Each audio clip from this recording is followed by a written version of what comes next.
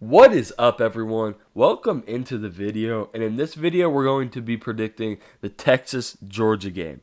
Now, before I give you my prediction, and before we go into this game, I changed my mind on this game about 5 minutes before I recorded this. So keep that in mind. That's how close I think this game is going to be. I'm going to give my prediction at the end, but let's talk about this game a little bit here. All right, for Texas, obviously offensively, you got Arch Manning, the headliner, the Heisman favorite coming into the year, preseason Heisman favorite, hasn't lived up to it. Okay. I mean, it's his first year starting. The guy was a 5-star, but there's growing pains. This is football, not Madden. All right. He's been a lot better as of late. Now, I understand there's been a lot of Ryan Wingo dump off or Ryan Wingo screens that go 50, 60 yards for a touchdown. I understand that. But he's making the right decisions and in timely manners, too. He brought them back against Mississippi State. I understand he got hurt in overtime, but he brought him back. His play is just elevated. And I think it's unfair if I didn't mention that. And I think it's unfair for people to pretend like he hasn't just because of his name and what he was at the beginning of the year. I'm happy with how he's developing.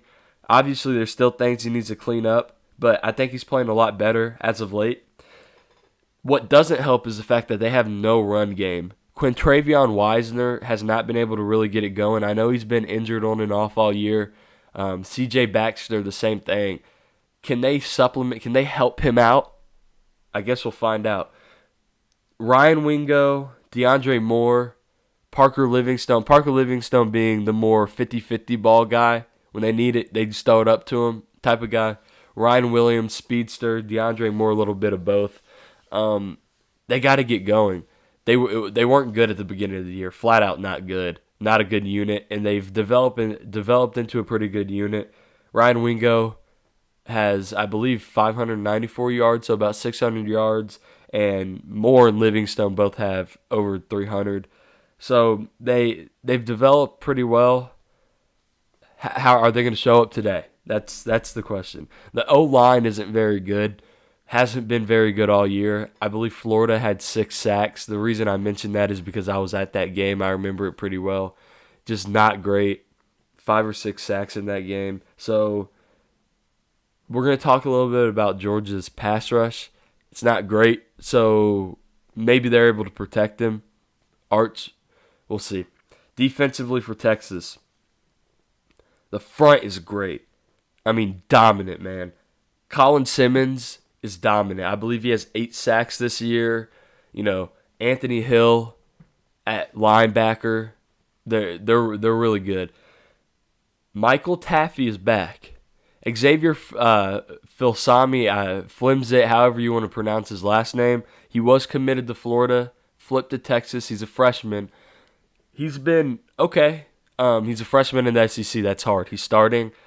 He's been trying to hold it down back there without a veteran guy like Taff, and Michael Taff is back. So I think that adds a bump to Texas' secondary, and it's huge because they rank 84th against the pass. That's really bad, and we know Gunnar Stockton's not afraid to air it out. They rank 3rd against the run. We're going to talk a little bit about Georgia's running game, their new kind of resurgence, but that's going to be hard to run against. 3rd in the nation's really good. Georgia, offensively, like I said, Gunnar Stockton's not afraid to air it out. Gunnar Stockton is a gamer, man. He runs around, he makes plays, he finds ways to do it. In the video that I just posted about about Alabama and Oklahoma, I talked about how it's rare to find a quarterback like Ty Simpson who's a game manager, but also a playmaker. He's a gamer. Well, Gunnar Stockton's the same thing. He's not going to make many mistakes. He's not going to make bad decisions, but he is going to make plays. Running the ball for him, you got Nate Frazier and Chauncey Bowens. Lately, like I said, they've been running the ball great. But this Texas front and this Texas defense is 3rd against the run. They're going to have to get it going, though. Wide receiver coming into this year, we thought was going to be really, really good. We thought it might be the best unit in the nation other than obviously Georgia, or obviously other than Ohio State and Alabama, but they just haven't been as good. Obviously, Zachariah Branch, Dylan, but I mean they're still pretty good. They just haven't been elite like we thought. But Lawson Lucky and Oscar Delp really fill in here well. And it helps a gamer quarterback who likes to run around, improvise, and make plays when you have a really good athletic tight end. And they got two of them. He's able to run around and dump it off and let him go. That's great. The O-line, though, is a little mid. It was a critique going into the year. They felt really good about what they had in the spring. They didn't really go too hard in the spring portal with it. And they were just a little bit wrong. That happens. Same thing happened with Texas. Texas didn't really have the guys from an outside perspective. It didn't seem like they had the guys. They felt good about what they had within, and it just wasn't good enough. It's a miscalculation. It's fine. It's football. It happens. Defensively for Georgia, they really don't have that much of a pass rush. Only 11 sacks all year. You need guys like C.J. Allen and Raylan Wilson to get after Arch. This offensive line's not very good, and Arch, if unaffected, he's going to carve you up. That's any quarterback in college football. So they're going to have to find something to get after him. They rank 56th against the pass, so not a great secondary, not a great passing defense. Arch can expose that if given time.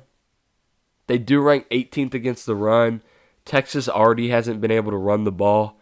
They've kind of learned to live without it. But they're going to try and get it going because you always try to establish a run game. It's going to be hard because Georgia's got a really good run defense.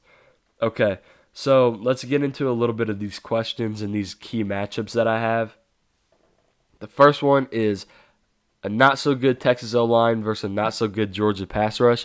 Whoever wins this battle probably wins the game because if Arch is able to have time and sit back there and carve up Georgia's defense, then he's going to do that. If he doesn't have time, he's running for his life. He's going to make bad decisions, and he's going to make throw interceptions. He's going to make bad plays and bad reads. That's just the type of quarterback he is. Can Georgia run the ball? If they can run the ball on this really good elite Texas defensive front, then they're going to control the whole game because that's the one piece Texas has that's elite. And if your elite group is not running and they're not firing on all cylinders, then you might be screwed. Is Gunnar Stockton a gamer today? Well, he's been a gamer pretty much every game that he's needed to be, so I don't understand why that stopped now. I think so.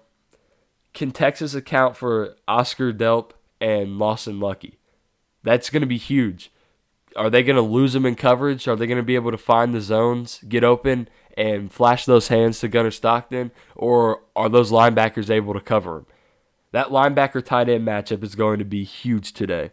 And then what's Arch today? Is Arch Manning the 5-star Manning that we saw coming out of high school? Or is he the Ohio State game or the Florida game? Only time will tell. A few hours. Okay, the spread is Georgia minus 4.5. Georgia minus 190 in the money line. Texas is plus 160, and the over-under is 50.5. Like I said, I had a surefire pick in this game, and I flipped it about 5 minutes before recording this video.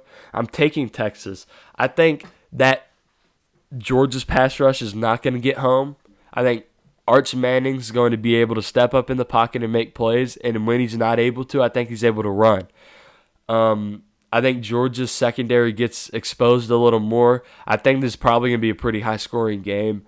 I think Gunnar Stockton does make some plays, and I understand Georgia's at home, but I have a feel for Texas in this game.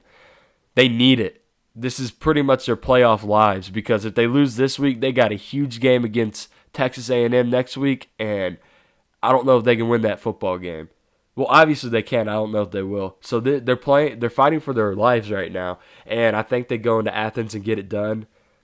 So I do think they cover the spread. I think they win outright, and Georgia gets their second loss. Anyways, thank you for tuning into the video today. Please like, comment, and subscribe, as it really does help the channel out. I appreciate you. Jesus saves, and God bless.